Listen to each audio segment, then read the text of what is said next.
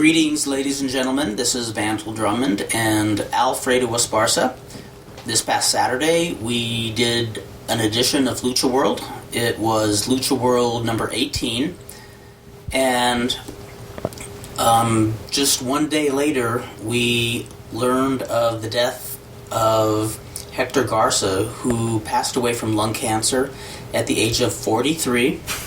And so we're adding a little supplement to LuchaWorld number 18. Well, this is 19 now. This will be 19. This will be 19. This is the Hector Garza edition. This will be the Hector Garza edition, since he did have a long, storied career in Lucha Libre. Yeah. And not just Lucha Libre, I mean, around the world. This is a guy who wrestled practically everywhere, so... Yeah, he made his mark in a lot of places. I mean, this is a fellow who had a really unique career, and you don't really think about it until somebody like him passes away. Yeah, I mean... Just amazing that he was in practically every major promotion. I think outside of ECW and maybe some of the Japanese promotions, he was everywhere, like WCW, WWE, CMLL, AAA, TNA. He was even in TNA, which is probably something you didn't even know. In TNA, you mean? Yeah, TNA. I do believe... I remember him coming into TNA, and I remember I was about to... Consider watching tune into it. In fact, I remember watching one of the shows that I think there was a show where Rey Bucanero and Ultimo Guerrero was. I think that was right after. Okay, but I remember being because that was I think that was maybe a year or two after because they had a AAA deal before that. And that got squashed because didn't he have steroids? He got caught, but it was prescribed in Mexico. It's illegal. It was illegal. He had proof, but he never... It is, and it's strange how laws work like that. There's a lot of things like painkillers and steroids that you can get prescribed or over-the-counter in Mexico that are illegal here. Yet there's a lot less fallout as far as health risks go in Mexico because, we go into a whole another episode on the legalities of stuff like that.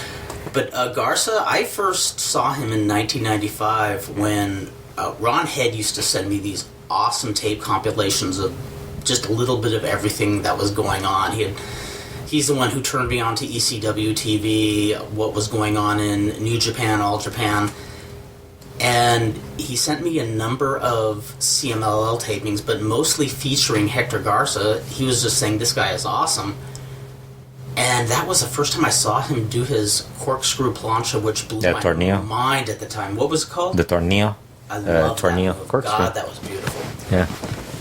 And I think that was about the time I saw him too, because I mean that was when he first showed up in CMLL. So that was your first time seeing him feuding with all the... He was like a fresh baby face. Yeah, really young. It's funny because last night when I heard the news, I went on YouTube and I was looking for the matches that I saw when I first was aware of him back in '95.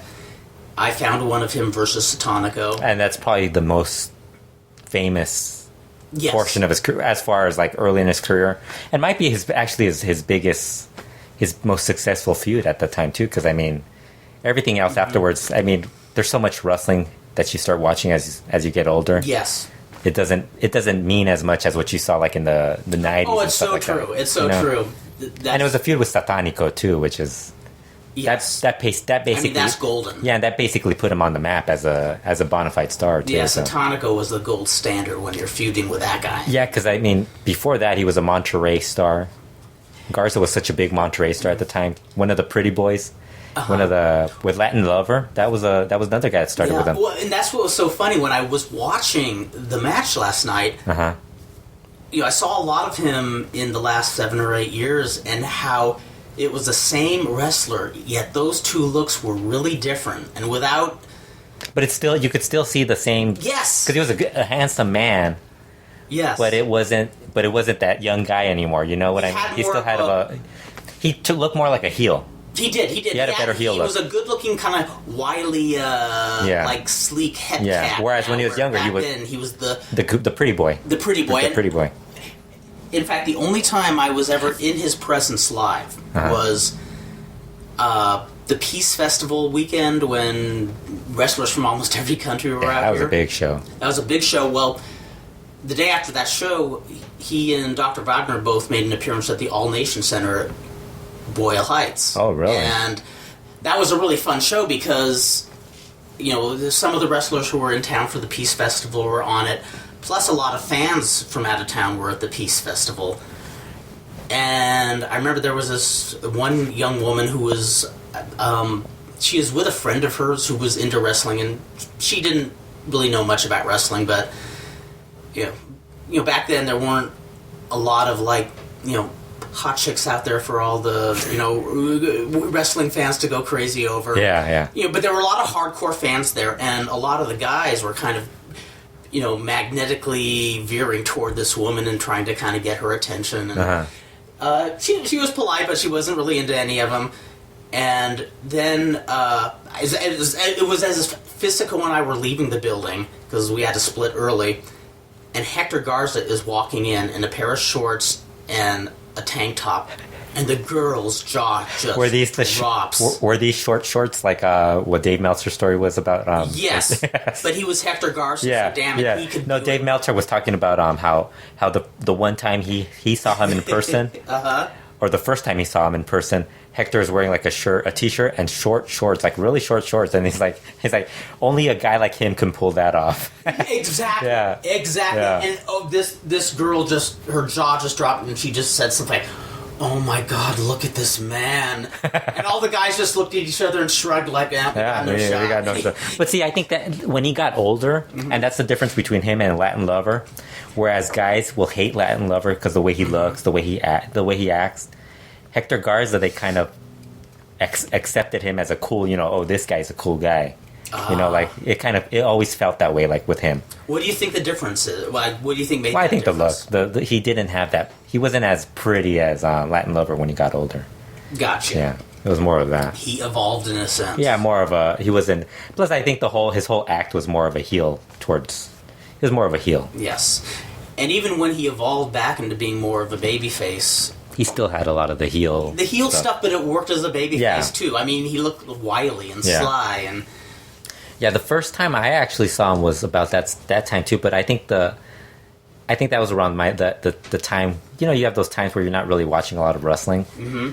I lost a lot of interest. Not a lot of interest, but I would just casually watch some stuff. And then I think I saw him like in AAA, and then he shows up in WWF. When he did the WWF, a couple of WWF shows. Mm-hmm. I think did you ever see him in WWF? Did not see those, yeah, no. He did the Royal Rumble. I think it was 97. Was that the Royal Rumble? With Mil Mascara, Cibernetico, all those. Sabu, wasn't he in that one? No, Sabu wasn't in that. He was in a Battle Royal. No, he wasn't in it. He wasn't in that. No, that was still a couple months after. Okay. That was ECW didn't come in through, I think, 97 or 98. No, this wasn't part of the ECW invasion. Sabu just popped in a Battle Royal and was No, it wasn't that. It wasn't that. That was. I'm kind of thinking that was just AAA guys. Cibernetico, Mil Mascaras. That was the Royal Rumble where Mil Mascaras eliminated himself. Yes. That was the where Royal. he was playing the role of Andre the Giant. Yes, he was on that show. I think he had a trios match on that show. I didn't watch it. I wasn't gonna. But neither did I, and neither will I. He was in at that time. That was the interesting thing because he was supposedly going to be the WWE's counter to what WCW was doing with all the luchadors because he was a good-looking guy. They saw, hey, this guy has potential. Yes. So I guess WCW saw him, and that's when they picked him up afterwards because he had the little disagreement with Antonio Pena in AAA. Then he went back to CMLL, and from CMLL he went to WCW. Wow. And worked for WCW. So he's actually part of those. He was part of when he first showed up to CMLL. He was part of that whole interpromotional. The whole feud, the whole AAA CMLL little breakup had it just happened, and he was one of the guys who was handpicked to be one of the stars for CMLL. Because you remember back then it was basically Dandy, Nergo Casas, Satanico, and some of those guys were leaving too. Like Satanico left for a while to AAA in '93, I think, somewhere around that time. Yes. Then he came back, and then they brought in Garza. They brought in a lot of the younger guys around the Monterrey and all those areas. So. Then later on, he went into the WCW WWE feud. The whole. Wow, I can't help but think. I wonder all the talent feuds that they were having. What it would have been like if he was with WWE instead of. Probably not as well as what he did with WCW. Yeah. He wouldn't have lasted 2 years. But boy, they didn't. Neither promotion. So much better. No, they wouldn't have. WWE wasn't using any Mexicans well at all. You're missing. I think you're forgetting the period of ops. Yeah. WWE back then. Yeah, I'm being over optimistic. No, you don't remember WWE. You're not remembering WWE back then. No, you're right. You're forgetting that wasn't WWE from 2005 or 2006. This is yeah, true. that was WWE when they had Vince Russo and guys like that who didn't have a clue about that. Bischoff, I think the problem that WCW had with him was that he didn't speak English, and the other thing was they had so many of the Mexican guys there. They just they were signing so many guys that every couple of weeks, which was totally idiotic. You want to sign all these guys and then just bury them. And then every couple of weeks they get a new guy. That guy would become the hot guy, and they get rid of somebody else would just lower. Because remember, like Vampiro and all those guys, they would have months where they wouldn't wrestle. They'd still get paid, but there were months where they wouldn't wrestle. That was actually the cool part. Was a lot of people made a lot of money by sitting at home and eating juji fruits and watching soap operas. Well, Hector worked a lot, though. He worked a lot of those Saturday night shows and a lot of those great lucha matches from that era. What are your most treasured memories of Hector Garza? I think the Satanico feud probably goes up there. The AAA feud that he had with Latin Lover, Paraguayo Jr., and Heavy Metal. That was a good feud. All built around four pretty boys. I love it. Which was the Monterrey, I think that was the Monterrey Dream feud for that one promoter that everybody talks about being like that loves pretty boys. Yeah, that loves pretty boys. Yeah, except AAA, Peña got to do it. But that was actually a really fun feud. I actually think the Perros del Mal thing was probably where I liked Garza the most. That was like the peak of his career, probably. Yeah, because he basically became like the Arn Anderson to Paraguay Jr.'s Ric Flair. And there was so much feuding with Mystico at the time when Mystico was hot. Yeah. That was just a glory period. But you know what was so amazing is that he could actually jump from one promotion to the next, and there was never any like repercussions or anything, because he would always leave like in a professional manner. So many people could learn from that because so many people have to go the sneaky way or the up yours, I'm leaving way. Yeah, and this guy was always very open about it. That's cool. Yeah, I'm sure there were people who had their feelings hurt that he was leaving. Of course. Because you always feel that. It's always going to feel that. You're always going to feel that. But I mean, for him to do it without any problem and still come back. That's a lesson in professionalism. Yeah. I mean, people will have you back. And that's I think what people should get out of Hector Garza most. The professional level that he showed as a wrestler. Not only that, but always willing to help guys. I mean, there's another thing. Remember the WCW, we were just talking about this, the WCW, his big moment was him beating Scott Hall, and how Scott Hall and Kevin Nash will use that as their, hey, we put people over. We put over Hector Garza when nobody else would put him over, except everybody who knows about wrestling knows they didn't put him over. Because what happened afterwards? They made it look like a fluke win because Scott they beat him Hall down was right drunk. afterwards, and they beat him down right afterwards. Yeah. So then, I don't think he was drunk for that, was he? No, it wasn't drunk, but wasn't that when they were playing the feud like he was all walking in the ring? No, that was afterwards. Okay. That was. But remember when they did that? Yeah, they did that, and they did that for another. I thought that was it. I don't think it was that one. I'm remembering incorrectly. You have a bad memory. I do have a bad memory. What I remember seeing that match with Superboy at his house. Yeah. And we're watching it, and we are momentarily surprised because he went over. Yeah, and then, but then they beat him down. Yeah, afterwards. and then I remember Superboy just kind of shaking his head, just like, yeah, what the fuck? Yeah, because they didn't give him. That's exactly what happens. Like when WWE brings up somebody and you think, oh, they're gonna elevate him. What do? They beat him down afterwards. Which we can now call the Sin Cara Syndrome. Yeah, well, I don't know. Did they do that to him? Not quite. Because I don't think they did it that way. They did that in a we're talking about like somebody losing and then getting beat down afterwards. Okay, yeah. That's not the same. But I think that's probably his big moment in U.S. wrestling. And like I said, he could have been so much bigger in the U.S. He had the look. Utilize him so much. It's better. so funny how everybody gets so strung up on a guy not being able to speak English.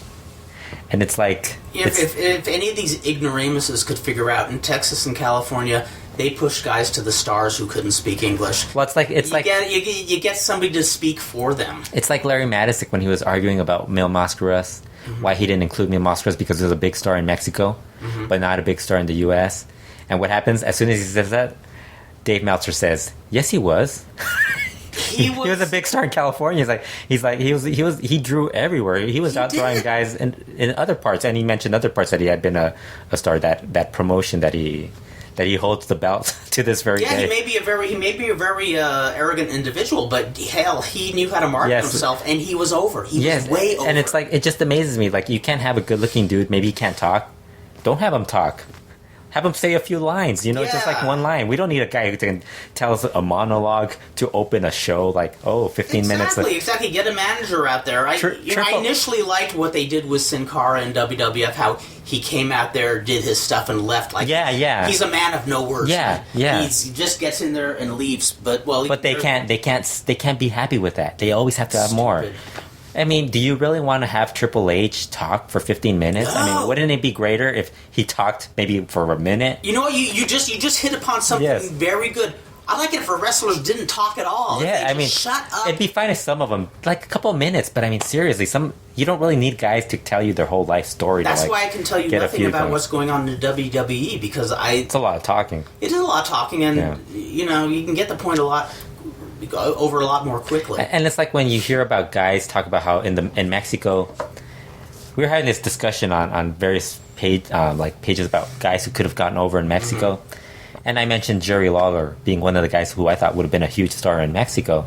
But but he doesn't speak Spanish. I go, you don't have to speak Spanish in Mexico to be one of the top heels in Mexico. And you know what? Jerry Lawler is one of those guys who you could call an honorary luchador despite never having gone there, because I've always said the difference between old school American wrestling and Mexican wrestling, especially Southern style. Southern style, is American wrestling so much is done on the microphone, and while you still have mannerisms and how do you say physical theater in the ring by connecting with the fans, in Mexico you do very little on the microphone, and you do so many gestures where there's facials or motions. I mean, that stuff Lawler did all the time. Yeah, I would think Jerry Lawler versus Paraguay would have sold out easily a lot of those buildings back then. Because I mean, the guy sold out Memphis. I mean, if you could sell out certain places, you could sell it anywhere.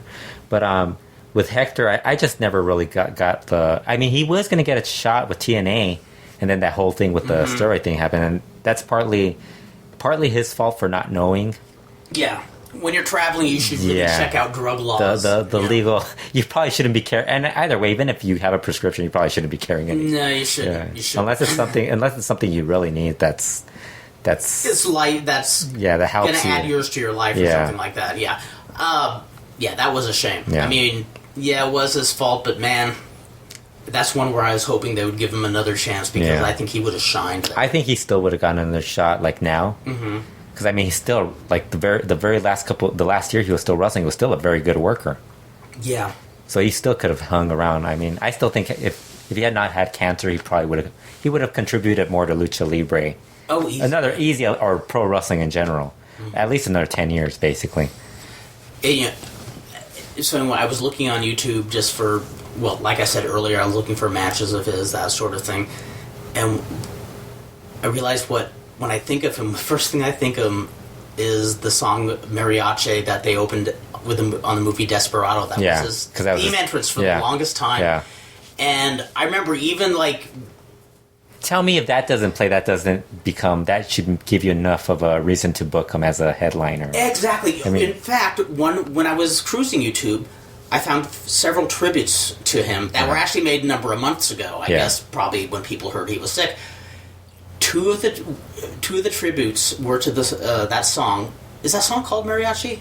I think so. Yeah, and one of the tributes that they did on video, it was nothing but him going to the ring, like clips over and over again of him entering. Are you sure you didn't end up in the wrong YouTube page? Well, that was the funny thing.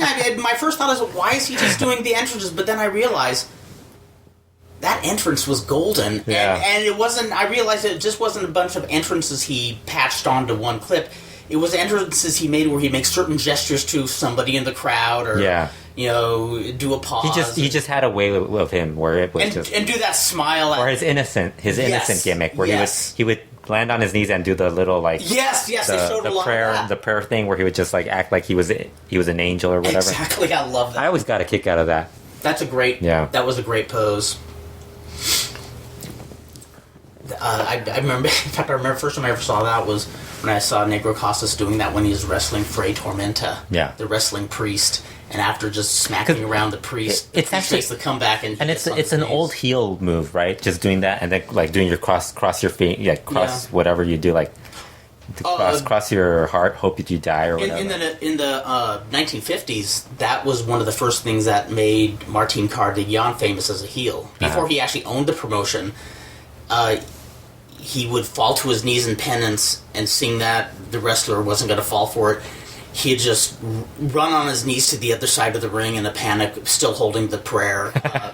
It's just a simple spot. But and he got it to work really well. The cool thing is that he had a lot of family in the business and stuff like that. The amount of feedback from his passing is just amazing. I can only imagine. Yeah, a lot of the guys. I mean, here's a guy who wrestled in every single promotion.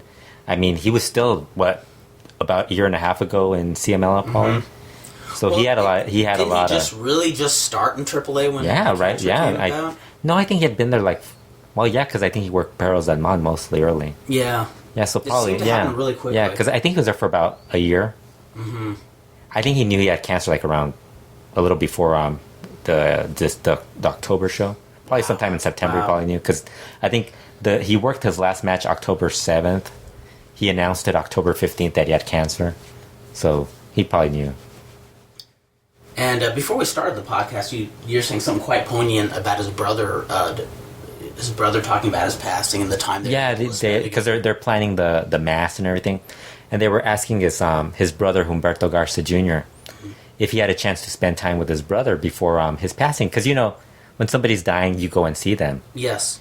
And maybe sometimes you show up late and you don't see them or whatever. You're too late. Mm-hmm. Well, he actually was mentioning that he and his brother, Hector, since they're both, Humberto Garza Jr. also is another pro wrestler, they traveled a lot for the last 20 years. And he was talking about Hector being that Hector lived in Mexico City at the time. So he's like, Hector Garza traveled across the world, because he was still wrestling in Japan every once in a while too.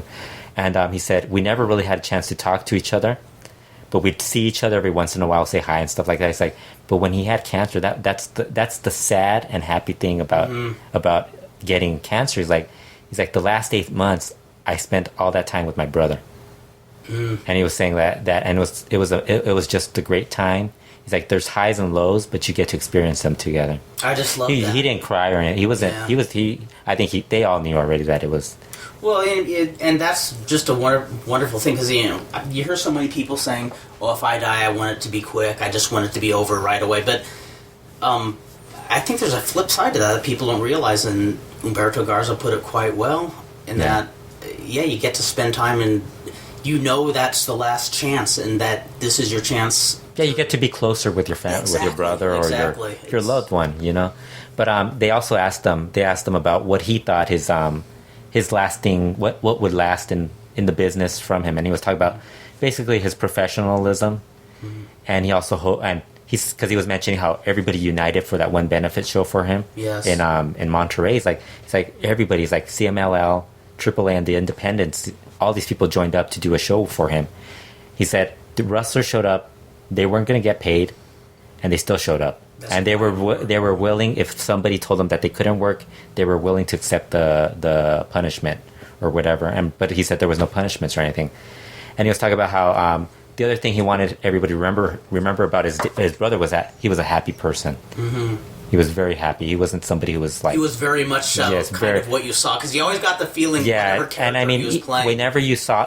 They even interviewed him when he was talking about having cancer. He was talking about, don't cry for me. This is just another battle for me. It's like, don't. And he was his brother saying, and that's how we saw it. He's like, we looked at it as another battle. He said, but unfortunately, he had to go. Yeah. Yeah. Well, it's part of the... It does happen sometime, and I mean, wish it would would have been later than sooner, but I mean, sounds like somebody led a really complete life. I mean, that's a successful life. Yeah, I mean, you think of all the stuff he did. I mean, yes, you could just read Chris Zellner's obituary about him, and you see everything he did in the business, and that's just the business side of it. You don't know what else he did in his private life, his personal life. Yes, I mean, because when you're traveling like that, yeah, you hear about him wrestling, but you don't know what he got to see. You don't get like all the other stuff he got to do. Yeah, he sounds like he really lived a complete life. Yeah. Well, now we're gonna cry. That's right. No, it's not. I got to admit, I never met the guy, and I usually. You know what it is? I think it hurt because there were so many people who were very close to him. Yes. And you never heard anything bad about him. You always heard nobody said anything bad about him. And that's the rarity in pro wrestling. He's on the short list. It's like when Paul Bearer died.